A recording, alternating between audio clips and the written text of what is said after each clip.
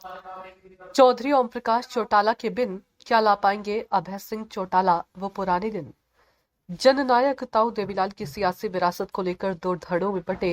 चौटाला परिवार के फिर से एक होने की तमाम संभावनाओं पर विराम लगने और चौधरी ओम प्रकाश चौटाला के चले जाने के बाद अब इनेलो अपने नए सुप्रीमो चौधरी अभय सिंह चौटाला के नेतृत्व में किसान हितैषी होने का पुराना रुतबा और प्रदेश की जाट बिरादरी की असली चौधर का तगमा पाने के लिए मैदान में उतर चुकी है। लेकिन मौजूदा दौर में किसान हितैषी होने का रुतबा पाने और जाट बिरादरी की चौधर का तगमा हासिल करने के साथ साथ पार्टी की सत्ता में वापसी का कोई ठोस जरिया तलाशना भी चौधरी अभय सिंह चौटाला के लिए किसी बड़ी चुनौती से कम कतई नहीं है। और वो भी तब जब एक तो पार्टी पिछले 20 सालों से सत्ता से बिल्कुल दूर है और दूसरा पार्टी की सबसे बड़ी ढाल यानी चौधरी ओम प्रकाश चौटाला का चले जाना इसके साथ ही अपनों द्वारा दूसरी पार्टी बनाए जाने के तौर पर दिए गए बेहिसाब जख्म आज भी इनेलो की सेहत पर खासा असर डाले हुए है।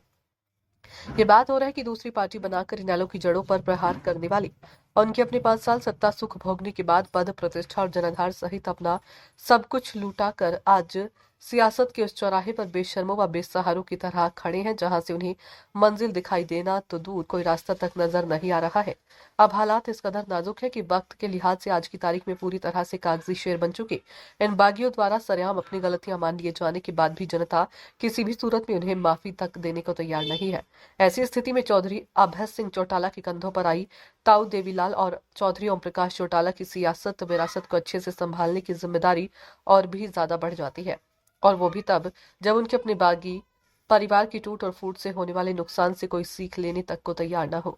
बेशक इनेलो सुप्रीमो चौधरी अभय सिंह चौटाला द्वारा हाल ही में गठित की गई पार्टी की नई कार्यकारिणी को राजनीति के गलियारों में नई बोतल में पुरानी शराब वाली कहावत से जोड़कर देखा जा रहा है, किंतु ऐसे हरगिज भी नहीं है। प्रदेश की सियासत की ताजा हालात चौधरी अभय सिंह चौटाला की मजबूत भविष्य के पक्षधर है, क्योंकि जेबीटी भर्ती घोटाले मामले में तत्कालीन इनेलो सुप्रीमो एवं पूर्व मुख्यमंत्री चौधरी ओम प्रकाश चौटाला और उनके अपने भाई चौधरी अजय सिंह चौटाला के जेल जाने के बाद से आठों पहर चौधरी अभय सिंह चौटाला की जाड़ों के नीचे रहने वाली कांग्रेस के पास आज ना तो पुराना दमखम रखने वाला कोई जाट नेता ही बचा और ना ही किसानों पर पकड़ रखने वाला कोई रसूखदार नेता ही। अगर कांग्रेस हाईकमान द्वारा पुराने दिनों के लौट आने के भ्रम में डूबे चौधरी भूपेंद्र सिंह हुड्डा को सीएलपी लीडर की कुर्सी पर नहीं बैठाया तो जाट समाज का वह हिस्सा भी उनकी यानी हुड्डा की पकड़ से दूर को सो दूर चला जाएगा,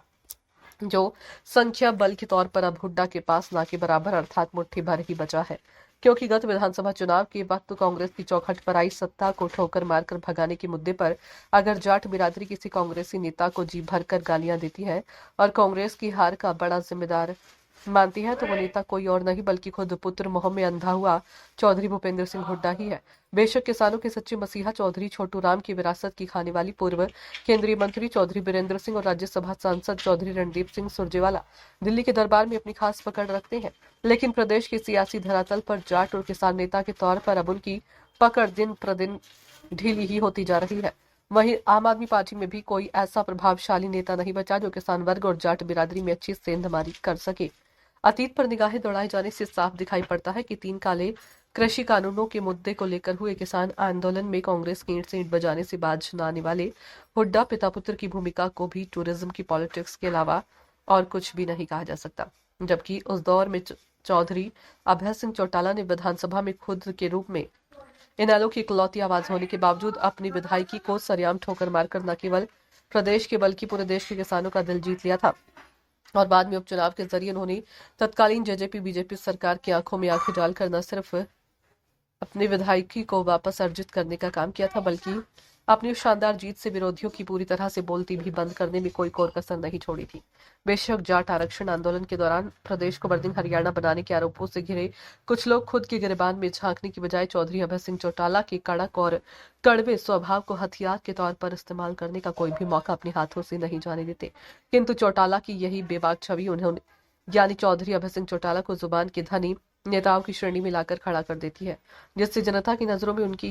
ताकत और उसूलों की चमक लगातार और भी ज्यादा बढ़ रही है। प्रदेश के मौजूदा सियासी समीकरण और भविष्य का आईना बनती सियासी फिजाएं साफ तौर पर संकेत दे रही है कि सत्ता से कोसों दूर होने के बावजूद भी जाट बिरादरी की चौधर पर कब्जा जमाने के मामले में इनेलो के नए चीफ चौधरी अभय सिंह चौटाला काफी आगे निकल चुके हैं, जिन्हें रोकने के लिए किसान वर्ग व जाट बिरादरी से ताल्लुक रखने वाले पूर्व मुख्यमंत्री भूपेंद्र सिंह हुड्डा, आंकड़ों के जादूगर चौधरी रणदीप सिंह सुरजेवाला अपने पूर्व आईएएस एवं पूर्व सांसद बेटे चौधरी ब्रजेंद्र सिंह को ईडी से चोटी तक का दम लगाने के बाद भी विधानसभा में भेजने से चूके चौधरी वीरेंद्र सिंह और फिर से बिना किसी चमत्कार के सत्ता में वापसी के सपने देख रहे पूर्व डिप्टी सीएम चौधरी दुष्यंत सिंह चौटाला को कड़ा संघर्ष करना पड़ेगा।